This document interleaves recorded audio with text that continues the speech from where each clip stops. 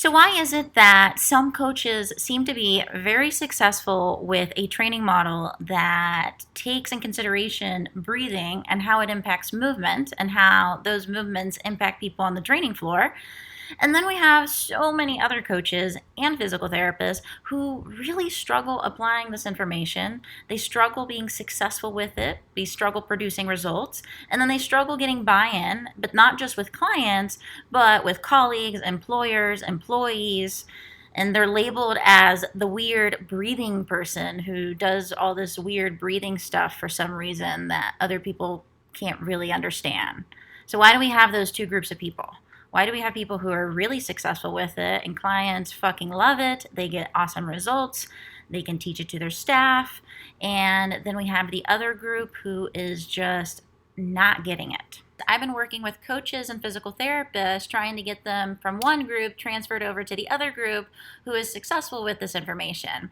The same problems and mistakes come up over and over again. So today I'm going to take you through the top 5 reasons why someone may not be producing results or getting buy-in, and that can be with clients or their colleagues or their employer, employee, when they're trying to use breathing as part of their training model.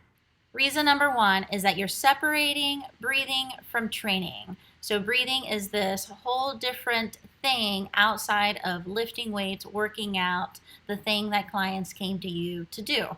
So the concept that anything that you do has to do with breathing is now a rehab tool and it's no longer training, I think has been perpetuated because the pioneers in our industry who have been pushing people to think about movement a little differently and appreciate how breathing impacts movement have been physical therapists. So people, I think, just make the assumption that because rehab professionals are using this tool, now that means it's a rehab tool. So separating the two now bleeds into how you introduce it with your clients. And of course, they're not going to buy in because now they think it's a rehab tool. And calling anything a tool, like breathing, can just bring a whole other set of problems because a tool is used to fix something. So if you're using breathing, that means the person is broken. And this is where you've seen the pushback in the industry for very good reason.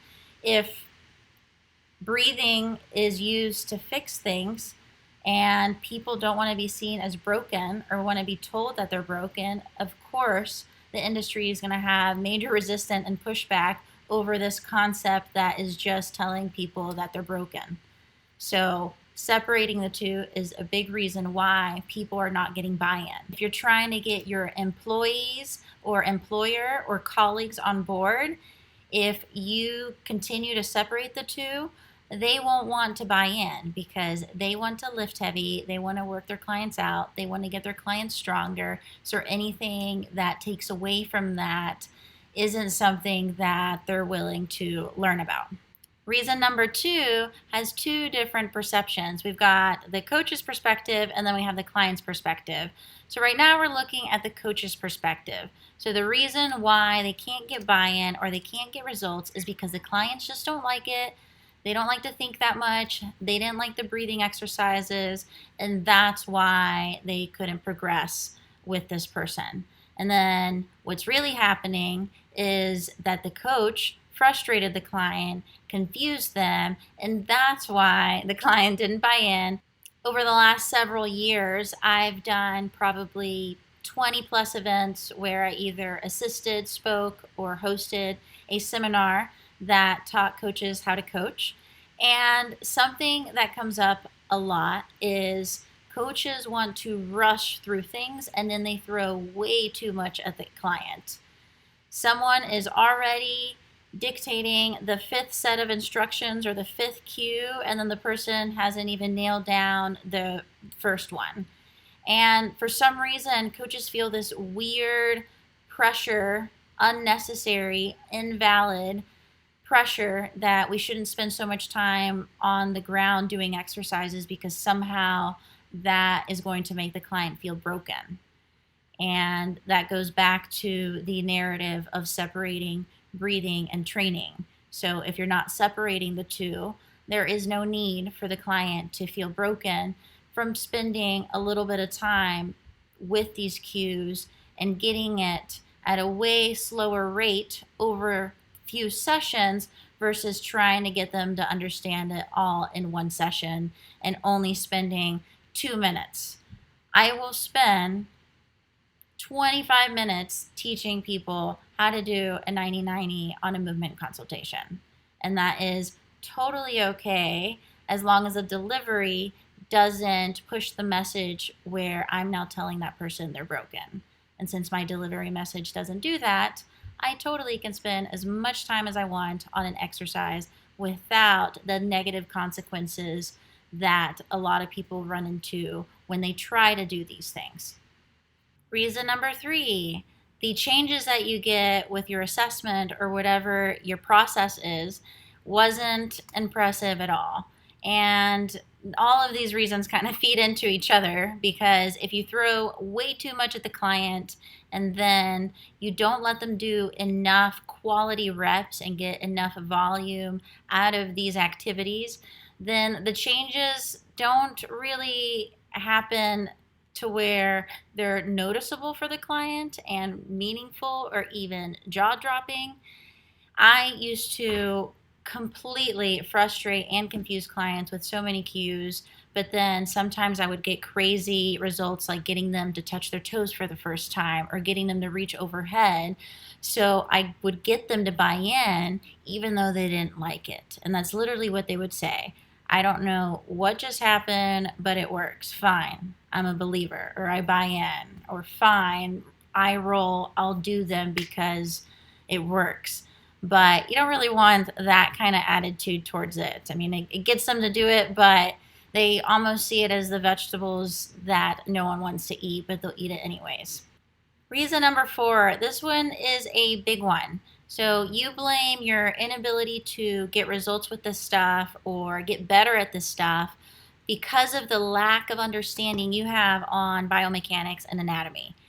I fell for this. I spent 12 grand to go to massage school because I felt like I didn't know enough anatomy to take courses about breathing, because I felt like I needed to know everything before being able to apply it or being able to be successful with it.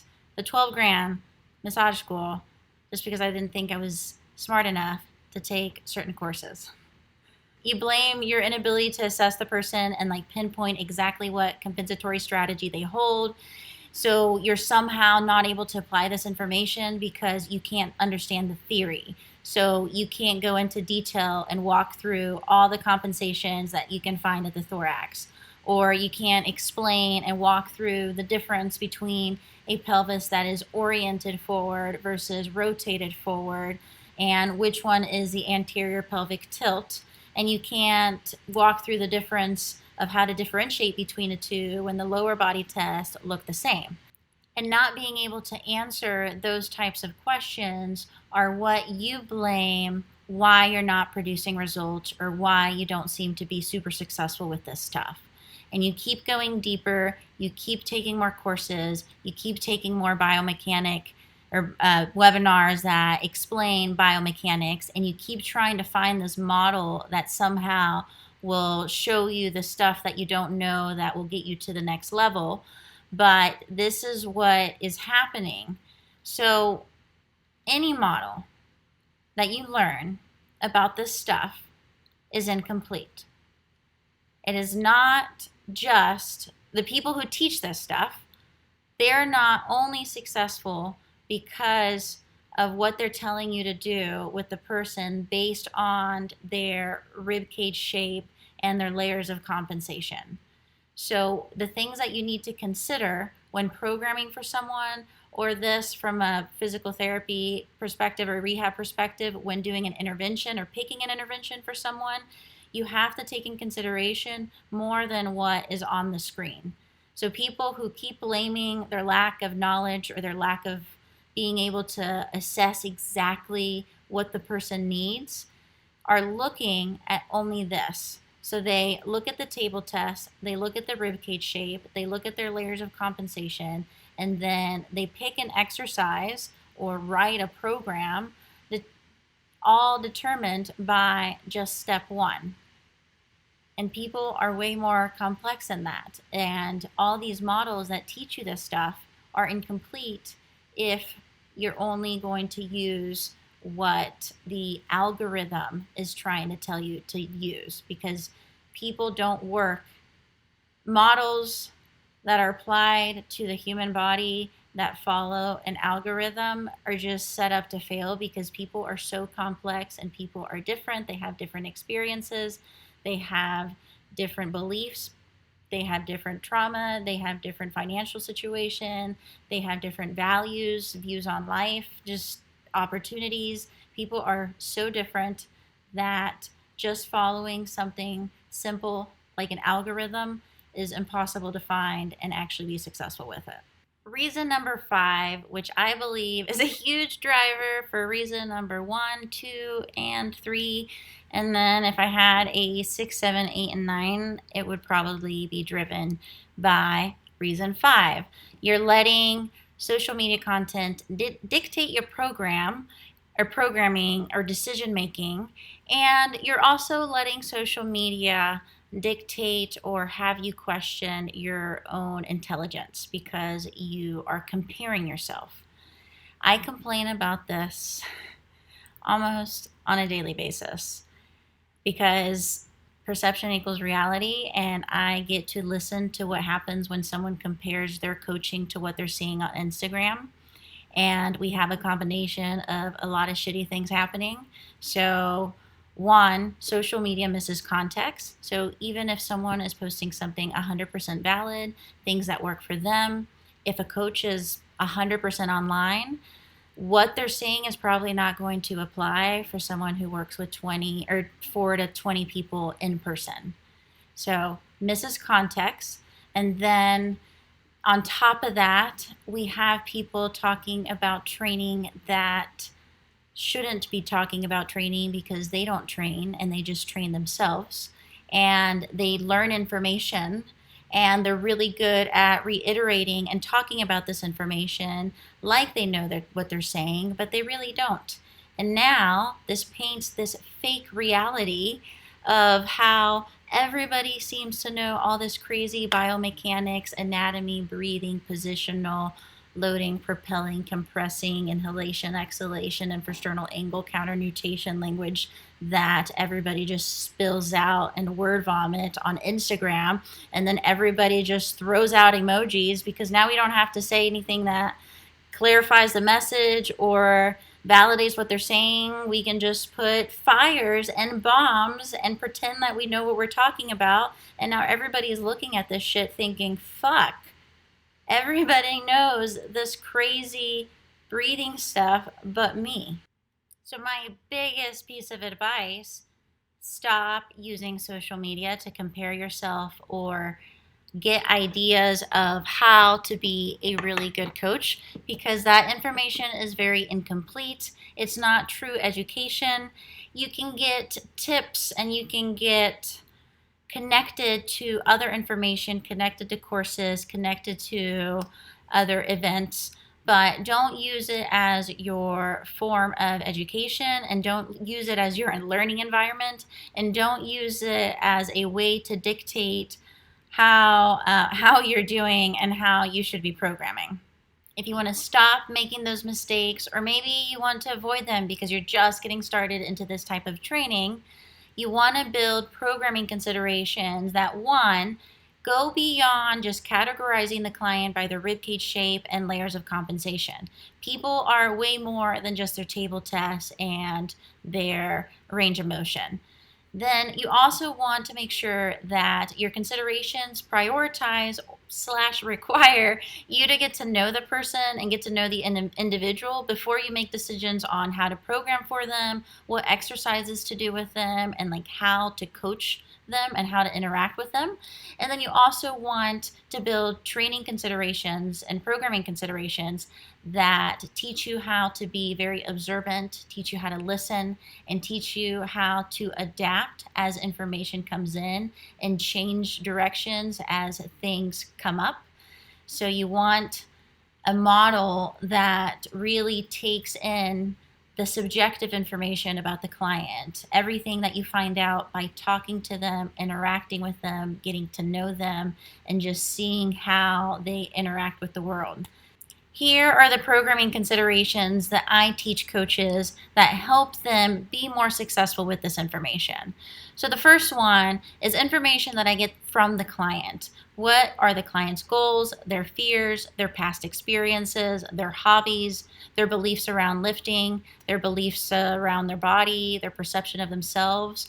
I take all of these answers and then it helps me figure out how to talk to this person and how to describe my training. So I'm able to throw out all of this purpose around my training throughout their training session.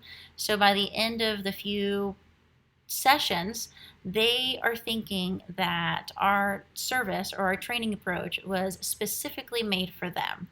And I wrote an article on this. It's called Less Science, More Purpose. And it's how I use a bunch of questions and information and how I formulate certain responses to get the client to fall in love with our service because they think that it's exactly what they need because it's going to help them in all aspects of their life and it meets them exactly where they're at and it addresses their fears, it addresses their goals, and it takes in consideration their experiences. So check out that article, Less Science, More Purpose, and it's on TrueCoach. So if you look up Lucy Hendricks, that you should find that. Then I still do table tests. So it's good to be able to find a way to measure success. And these measurable tests are a way to keep track of progress.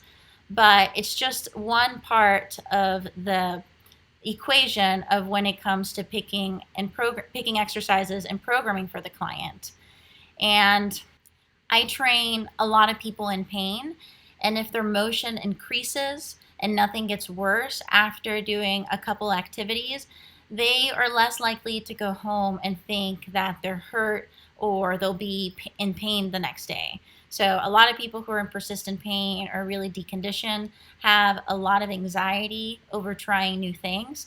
So using things like table tests and things that are measurable, things that they can clearly see improved, is another way to get buy-in when you work with this population.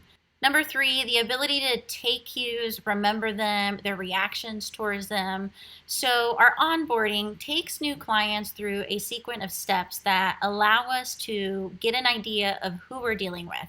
Does this person take cues well? Does this person get overwhelmed? Do they feel confident in getting into an exercise and really paying attention and doing things a certain way?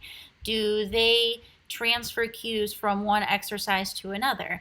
Do they seem like they need to be demoed every exercise at every step or every set, or do they remember? Do they remember the starting position of their first exercise, their second day?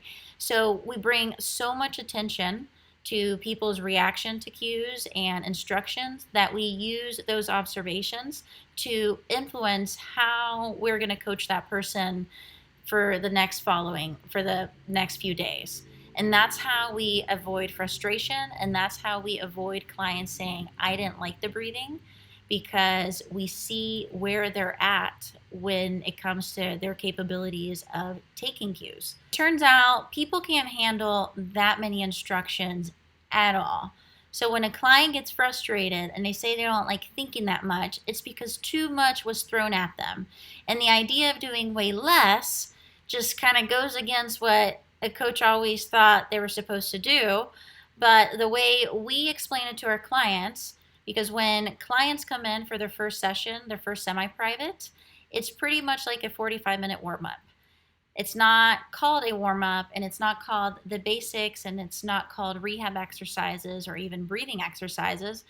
The expectation that is put on those sessions, or the way it's explained, is we like to take 1 or 2 days of you coming in, learning the lingo, the cues, and the position, just because it's so new for people. And just like any skill, like rock climbing or even cooking, when you're new to it, it can be kind of overwhelming. So we find that people are way more successful if they take a couple sessions and just really pay attention to all the moves. So now the narrative is not rehab exercises, you're trying to fix them. Now they're just learning cues and the lingo and positions. So our client's first training session usually has them laying down a 90-90, where they practice rolling their hips and down, rolling their hips and down, and depending on the person, I have them roll up higher or not, 8 to 10. And then legs get to relax, and now they're only focusing on the breathing component, which is a full exhale. And depending on the client, it will either say focus on full exhale. That means that I didn't go beyond that. I didn't ask for ab tension. I didn't cue the inhale. So this person really is just, we're trying to get them to fully exhale. And for whatever reason, maybe they're not comfortable, confident, too many things at once, they're not getting there. And then, or it's full exhale with a hold, keep ab tension because they were able to handle it. So wherever they were at during the movement consultation, their first day pretty much matches that. If we move on to number 4, now I am observing how positions and different exercises look on them, and that tells me what activities and what positions and activities I'm going to use throughout the entire program. So that's a big point. It's not just for the assessment intervention, it's not just for the warm-up, it's not just for movement prep, it's for the rest of the program. Because if you manage to not frustrate them for the first 5 minutes of them doing 90-90 because you nailed it, you still have 55 minutes to frustrate them and still turn them off from breathing.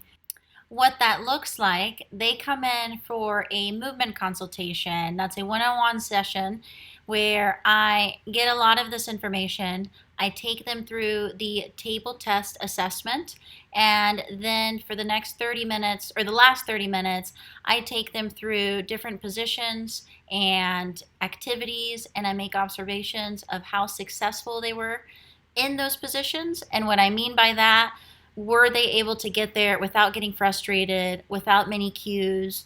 Were they able to feel the things that I asked them to feel? Did they feel like they were doing something, or were they looking at me like, I don't know what I'm supposed to feel, or why did I do that? Or did they feel uncomfortable being in that position? Because then I don't want to put them in that position again. It just happened last week. I put someone on a elevated bench rock back, and he lacked more motion than I thought. So instead of just rocking back into his heels, he had to keep his butt way up in the air, and I immediately knew he was uncomfortable in the middle of the training floor with your butt up in the air on a bench.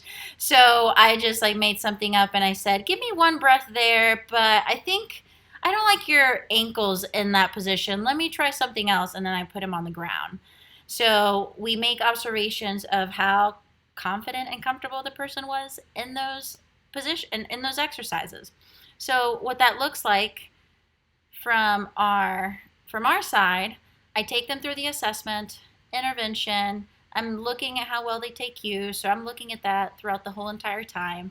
And then what I call the real assessment, which is the movement observations, is where I take the client through all these different moves and I see how well they did, and then I change our template program as our onboarding program with the answers or the observations that I made during this session. For example, a lot of people who struggle tucking their hips because they lack a lot of hip extension, they will struggle tucking in the hook line position, because now you're asking them to have access to closer to terminal hip extension versus something like 90-90 where you're buying them a little bit of motion because you're flexing them at the hip. So now you're driving hip extension from a position of flexion versus trying to drive hip extension in a position of already being in terminal hip extension or close to it. So in a nutshell, I don't want to make them frustrated the next time they come in and I'm trying to get them to tuck in their supine armbar or anytime they're in supine. So I will make that note that they struggled with it, so we're not even going to go there next time they come in. And then I'm going to make some observations of how well they do when they reach their arms forward in the supine position. Did they feel abs? Was their neck fine? Maybe they have shoulder pain. Were they able to do it without discomfort?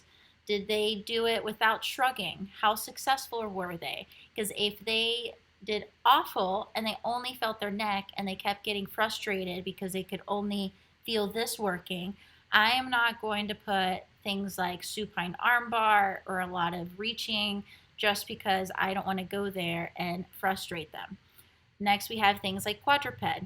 I see how well they do in quadruped. If they struggle and it takes me a while to even get them in a decent position, and then they start complaining about the wrist, and then they complain about the same thing, I'm not going to do a lot of planks or low bears or things that put them on their hands. And I don't always do cat cow, but then I move on to rock back. Love rock back variations, give them to everybody. It helps give people access to motion that's required for people to squat. And if people can squat, usually it tells me that they move pretty well. But not all variations work for everybody. And I can't tell you why someone may do better with other variations with pads in different places. And I just use this movement consultation to play around. How does it look like if I put a pad underneath their elbows? What does it look like if I put a pad underneath their stomach or in between their stomach and their legs? What does it look like if I limit the knee flexion? So what can I do to make it look nice and smooth, kind of like this picture over here, where they're not shrugging, they're feeling all the right things, and they feel successful and they don't feel uncomfortable. And then I write that on there, and that's the variation they do when they come in next. Anything on this day that bothers a client, I will always make a note, because a few sessions, or maybe even within the session, but a few sessions later, or maybe even a few weeks later, I like to come back to things and recheck to see if things feel better. An example of that a lot of the times is half kneeling. So I work with people who are really deconditioned.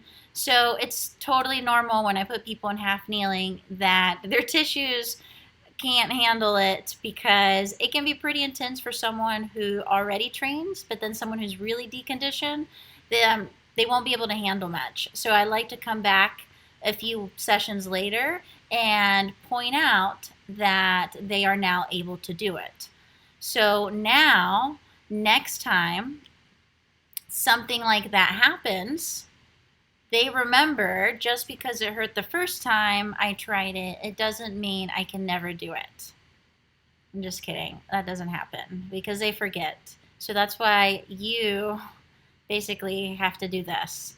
Because 3 months later, when something hurts and they get pissed and they tell you they never want to do it again, all of a sudden they don't remember all the other times that something hurt and then it didn't hurt after a few sessions. So you have to be that person to remind them, hey, remember when you first came to the gym and half kneeling really hurt, and we tried it a few weeks later and it was okay? So I think the same thing is happening here too. And if we go back to the programming considerations, number 5, their tolerance to exercise. So how fast will I progress this person? If you came from an athletic background, you've probably built a tolerance to exercise a long time ago. So you know that pushing yourself to the limit, or getting to the point where you throw up, or just crushing yourself, is not going to result in you dying, because you've been there before. So your perception of what's happening will probably be different than someone who has never exercised in their life. So their perception, if they already have anxiety about it too, of what is happening is probably greater than what is actually happening in their body. So what they can handle physically, mentally, they probably can't. The way we find this out is asking people after their first session, which is usually like that 45-minute warm-up, so they're not doing much. About halfway through the session, I ask them, hey, Jane, on the scale of 1 to 10, how crushed are you feeling, or how done are you feeling? 10, you don't feel like you're going to be able to walk tomorrow, and 1, you feel nothing. You would be so surprised of clients that you know have done nothing report 8 to 9.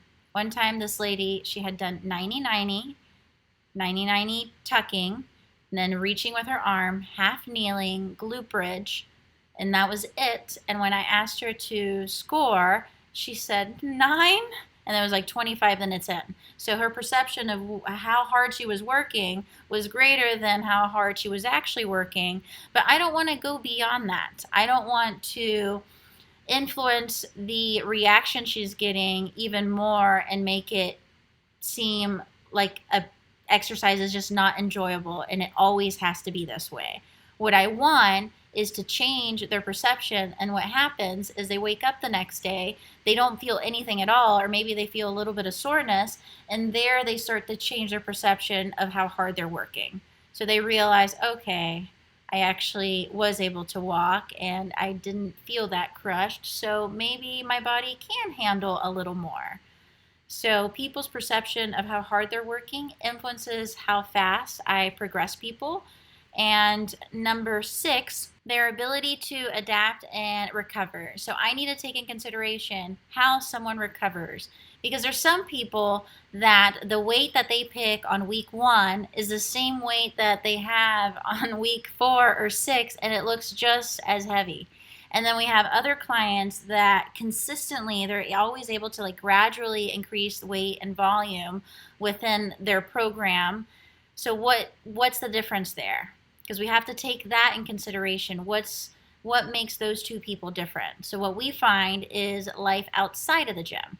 So if I have a client who takes 2,000 to 3,000 steps a day, so that means they don't move and they don't do anything other than lift with us twice a week. And sometimes they miss 1 to 3 sessions a month because of work travel. And other than walking their dog, that's as active as they are. This person, I'm going to program A day and B day with a lot of similarities, because if I have too much variety for them, yeah, they can have a great workout, but I'm not going to be able to progress this person fast because they don't move outside of the gym and they're not that consistent. So giving them consistency within the days that I have them, now they go from squatting 2 to 3 times a month to squatting 6 times a month, so I'm able to push progress. And if I have someone who does a lot outside of the gym, I'm going to be able to have way more variety for them, and I'm going to be able to progress them a lot faster. So taking in consideration how someone recovers and how they adapt because of their life outside of the gym also needs to be considered when writing programs. And then the last one, people's behaviors and feelings and thoughts around setbacks. So how am I going to continue to program for this person? How am I going to communicate? And how am I going to adapt and change how to support this person through their life? So the cool thing about trainers and coaches is that you basically get to experience life with your client, and you get to adapt your service and your training to whatever is going on with them. So this goes beyond breathing and beyond biomechanics and beyond the training floor. But as a trainer, you need to be able to adapt that service with whatever is going on in your client's life. And the last one, consider how someone behaves and feels and think around their setbacks, because that's going to change and influence how you program for that person, how you communicate with that person, and then how you adapt your service depending on what's going on with their life. Because maybe this is the kind of person that just needs a 30-30 and get crushed with a bunch of sleds and slams and ropes when they're stressed. Or maybe this person flares up really easily when they're stressed, so they need more of a restorative day. So what kind of person are you dealing with? How does their body behave? How do they behave? And then how to adapt accordingly as they train with you throughout the years. So before you're wondering, how do you implement all these considerations into your model, can you actually truly listen?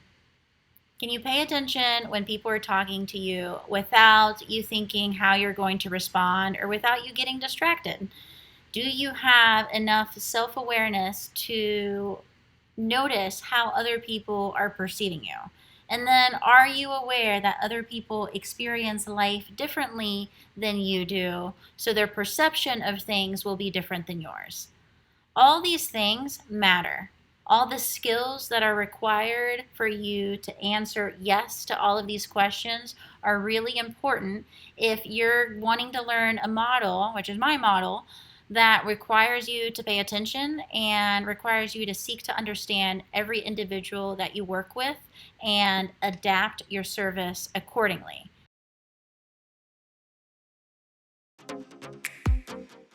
My 6 week mindful movement course is launching and you can totally join us. So, this can be the start of you training yourself to pay attention. If you can't pay attention, you can't listen. If you can't pay attention, you don't have the self awareness to see how you're being perceived. If you can't pay attention, you can't learn. If you can't pay attention, you can't be observant and look for all these different cues that allow you to adapt your service.